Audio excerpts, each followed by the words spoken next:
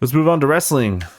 There was a lot of wrestling this weekend. We had two.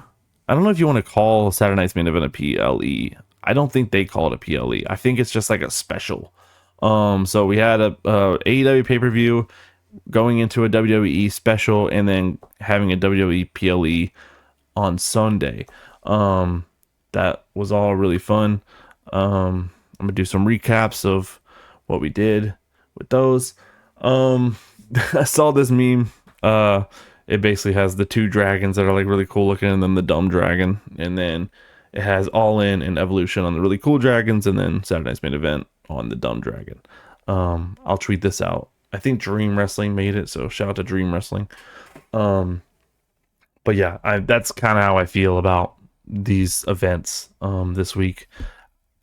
Saturday Night's Main Event was kind of whatever. It seemed kind of like a celebrity side show. There was a lot of things that kind of got messed up, which, and I don't fault anyone for that part of it, but it just kind of was what it was. While All In and Evolution were just amazing, like amazing. We can start with All In. That took place on Saturday. It was at 3:00 in the afternoon, so it was the first one of the weekend. Just a couple things here I wanted to point out. Adam Cole was supposed to fight Kyle Fletcher for the TNT Championship. Adam Cole found out day of, like morning of, maybe like a couple hours beforehand, that he wasn't able to wrestle. He wasn't medically cleared.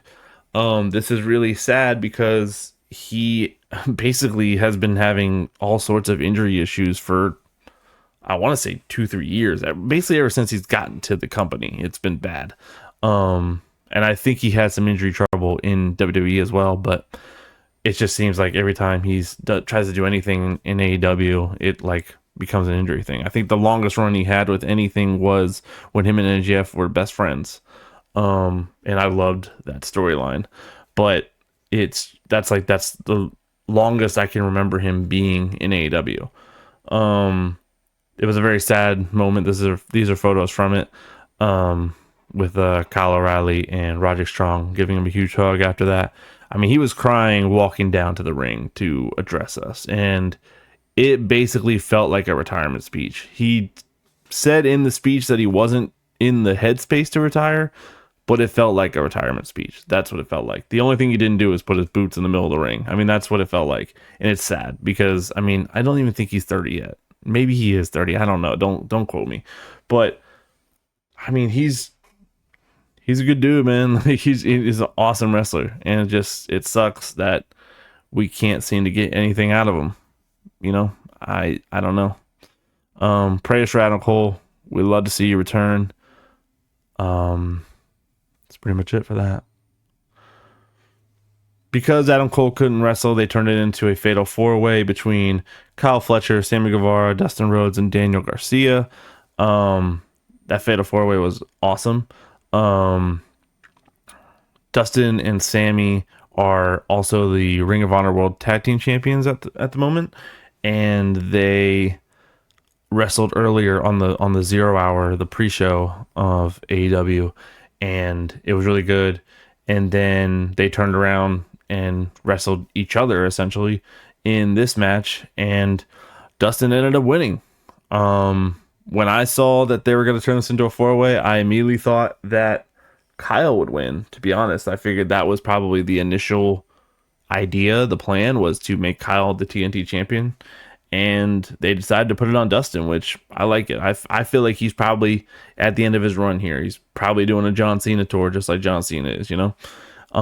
He's the TNT champion. He's the Ring of Honor World Tag Team champion with Sammy, and he's a Six-Man Tag Team champion with, I believe, with the Sons of Texas, the Von Erich family.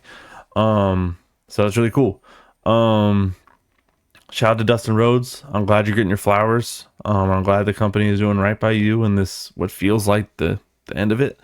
Maybe it isn't the end of it. I don't know. That's just what it feels like, you know. But he has 3 belts right now at 56 years old. So that's really cool. Man, these casino gauntlet matches, man, they were a trip. I did horrible predicting these last week.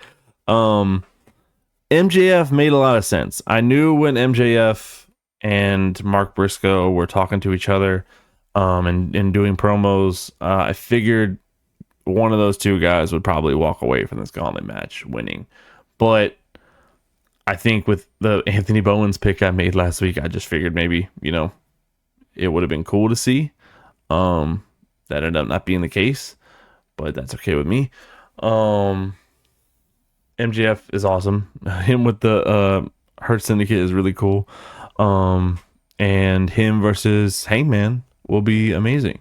As well as Athena against, I guess she goes against Tony. Yeah, Tony won. So Athena versus Tony at some point. I'm not sure if they said when these title matches take place, but I'll be looking forward to them. Hurt Syndicate, Patriarchy, Jet Speed. Just wanted to touch on this one really quickly because the Patriarchy turned on Christian, and Cope returned. Edge, Adam Copeland. He returned to help Christian, but then, told him to go find himself, which was the opposite of what Christian told him the last time they talked. So that was pretty interesting. I know they've been kind of teasing that for a while now. But now that they finally done it, Nick Wayne, his mom, and Kip Sabian, is that who it is? They finally turned on him. It looks like Christian might be going face. It might be the end of the whole I'm your dad, father, patriarchy craziness. I fuck with it. I like it. Her Syndicate retained, which I got that one right. But I basically wanted to touch on the patriarchy thing. I mean, if it wasn't for the main event, this would have been match of the night for sure. Swerve Strickland versus Will Ospreay. Swerve Strickland and Will Ospreay versus the Young Bucks. They all had crazy intros. Will came again with the whole Assassin's Creed thing. If he's not in the new game, at some point he needs to be, because they've been doing crazy promo with him. Swerve had Jojo Offerman sing before he came out, which was really cool. Jojo Offerman is the wife of late Bray Wyatt, Wyndham Rotunda. And that was really cool. I didn't know she was away from WWE or anything like that, so I thought that was really cool. And then the Young Bucks did a whole thing where they were like the founding fathers on a boat coming out. It was really cool. The inch is really cool. The match was really good. That's all I have to say about that. Swerve and Will won, so the Young Bucks lost their EVP titles. We'll see how that pans out. Toni Storm versus Mercedes Moné.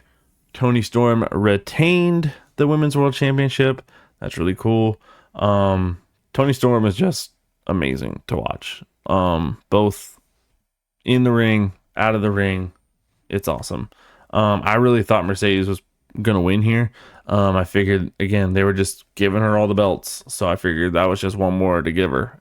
But Toni retained that, and she'll go on to face Athena at some point.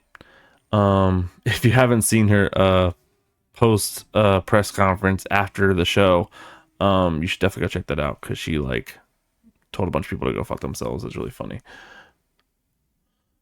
I didn't really have much to say about this match between Kenny Omega and Okada. I just thought this image was really funny. I'll show the image a little closer here if you can see it. It's just Okada holding up the Unified Championship as Omega's being helped out. And he's just ear to ear smiling. It's hilarious. But I just thought this was a really funny photo from that moment.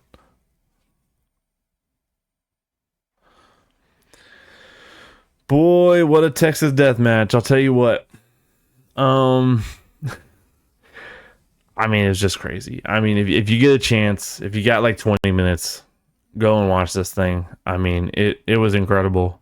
Hangman Adam Page is easily becoming one of my favorites now. I never really thought of him as more than anything. I just was he wasn't one of my favorites. I'll say that. But he's definitely won my heart, I guess, is how you can say it. I don't know, man. It's interesting. the, the image that came out of this though was pretty nuts. Um, Swerve doing this after school special ass pose. I don't know why he did this. This is after he helped Hangman win essentially. Um, it's just a really funny photo. Saturday night's main event. I only have a couple things I want to say about this that kind of happened. Jelly Roll. Jelly Roll is supposed to make his in-ring debut on SummerSlam next month. That's really literally in a couple weeks. Apparently he's been in the Performance Center for like 3 to 4 weeks now, every day, training. He's been training with guys like, I guess Kevin Owens has been helping him, Undertaker, somebody else was helping him too. He showed up at Saturday Night's Main Event to help Randy, and him and Randy will face Drew McIntyre and Logan Paul at SummerSlam in a tag match. There's a lot of discourse about Jelly Roll joining WWE, and I've had a lot of conversations about Jelly Roll in this whole thing, and I don't have an issue with it. I've seen celebrities come in here in my time frame of being a fan, and I think the biggest thing with this is that Jelly Roll doesn't need WWE to promote him. I think he's huge name on his own, especially in 2025. Maybe 10 years ago, this probably would have maybe felt like a play, you know. I know fans are kind of upset just about, giving, celebrities time over, wrestlers that are on the main roster and stuff like that. And to that, I feel like partly that's a booking issue, but also it's more so like, I feel like if these particular wrestlers that you're caping for were as good as you say they are, then they would have this time. Jelly Roll getting this time brings a lot more eyes to WWE. I understand the play. I think you understand the play. I think you just don't like seeing celebrities come into your precious WWE. And that's fine. But I would just like everyone to kind of wait until he wrestles. Like, I think I have to attribute it to, or compare it to Bad Bunny a little bit, only because Bad Bunny is the most recent example to me.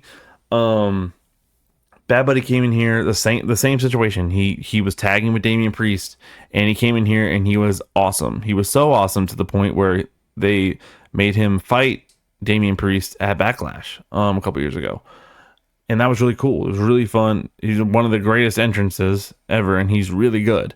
I mean, you could kind of say the same about Logan Paul. He came in here, and again, he was really good. They literally made him United States champion. I mean, that's kind of what we're looking at here. I'm sure in the past there's some celebrities who have come in here and haven't been good or whatever it is, or just kind of in and out. I get that. I understand that. I would just like everyone to hold their opinions until he wrestles. If he goes on SummerSlam and he's awful, then yeah, don't bring him back. But I'm okay with anyone coming in here if they truly love it, coming in here and wrestling. I really like. I'm okay to see anyone wrestle. Like, I like wrestling. I don't care who is wrestling all the time. I just want to see good wrestling and good stories and be entertained. I mean, that's what this is. It's the World Wrestling Entertainment. That's what I want to see. And even in AEW, I've seen celebrities come in and out there too. I'm very okay with that. Like, I don't understand what all the fuss is. I will hold my opinions until he wrestles. LA Knight and Seth Rollins fought, but it was interrupted by Seth Rollins doing a moonsault, and he came down and his knee buckled. After it happened, he kind of pushed himself over, scooted over to the corner, looked at Paul, looked at the ref, and then a medical professional came over, and they all just kind of agreed that the match has to end. So that was a little weird. It felt it didn't feel like it was a work. Like, excuse me. It didn't feel like it was a work. It really genuinely felt like, okay, something went wrong here. Um, and LA hit him with a finisher, and that was it. It was very abrupt. It was weird. But Seth definitely came out on a show today and said that he was definitely injured. He thinks he'll be out for the foreseeable future. He's not a doctor, is what he said. He was hosting the Rich Eisen show, is when he said this. I believe he's going to be hosting it for the rest of the week or for a week or something like that. But he said that this morning that he, he's not a doctor, but everything like that. So again, he's Mr. Money in the Bank right now. So kind of need him back at some point. But I mean, he's got a year. He's got a year until like June or July, whatever it is, to cash in. So I think he'll be back before then for sure. But I'll say it again. I really love his group. I don't know. They don't have a name yet. Him, Paul Heyman, Braun Breaker, Bronson Reed. I've really been loving their group. And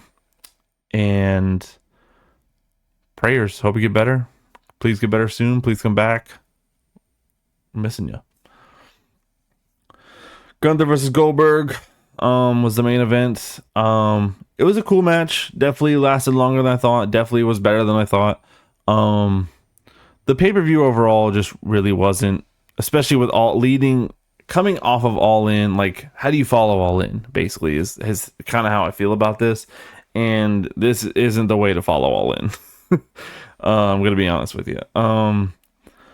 It was a cool match. I don't really have a lot to say about this. I know Gunther was a little. I'm sorry. I know Goldberg was a little peeved with the way it ended because he got cut off by NBC or whoever at the end when he was giving the speech. I noticed that. I kind of get it. But also just like I feel like sometimes your mouth puts you in positions. That's kind of what I'll say about that. How you act towards people is kind of what you get from people, So that's all I really had to say about that. I believe that's it for All In. Yeah. So we're moving on to Sunday, WWE Evolution, the all women's pay-per-view, PLE, whatever you want to call it. Really fun day of wrestling. A lot of good matches. Jade and Naomi was incredible, especially with even Jade getting the win here. I was just Bianca did very well with everything. No holds barred. Again, I don't really have a lot to say about this one, but Stephanie Vacour won the Battle Royale. She'll be facing somebody at Clash in Paris. I'm not exactly sure who it's supposed to be. I think it's going to be Tiffany or Naomi, maybe. We'll see how that works out. Clash in Paris is after SummerSlam, so we probably won't even know who she's gonna face until later. But congrats to Stephanie. The match of the night, in my opinion, was when Naomi inserted herself with the Money in the Bank briefcase and won the women's championship there. Super cool. Was not expecting that at all. I think most people had her cashing in on Tiffany at some point. Maybe not the other night, but at some point, I think because of their previous engagements and all that. But this came out of the blue for me. When she came, I genuinely thought that even when she was cashing in, I thought Jade might intercept it and stop her from doing it. But then she cashed in, hit Io with the briefcase, and that was it. I mean, she won, Pretty good. Pretty damn good. Shout out to Naomi. I'm glad Naomi's finally getting her just due in the company. Yeah, really good. Roman Reigns appeared on Monday Night Raw last night, or a couple nights ago, and showed up with this t-shirt that said TC1.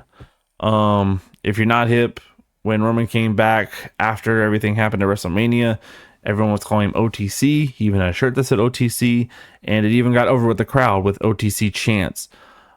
I don't know why WWE is making this move or anybody's making this move to change it from OTC to TC1. I personally think that, you know, when the fans have something over, or the fans really like something, I feel like you shouldn't change it. Um, Call me crazy, but I mean that OTC chant. I mean, it was ringing. They were doing it before he walked out, you know, and then he came out and then he had this shirt on. And I saw rumors that they might be doing this. It just didn't make sense to me. The rumors originally were going to be OTC one, but I don't think that that's what this was saying here. I think it's just TC one. I can show you closer. It just says TC. I don't think that Roman Reigns logo is supposed to be an O there. I think it's generally just supposed to be TC1. Um, it's interesting. I don't know why you would change something that the fans like. Especially just something as simple as that. It doesn't really make sense to me. I can understand, you know, changing other things, but something that simple, like a chant or whatever it is, it's like changing Yeet right now. At this point, changing LA Knight's yeah to something different. Like, no, don't touch it. Don't fix what isn't broken. I thought that was weird.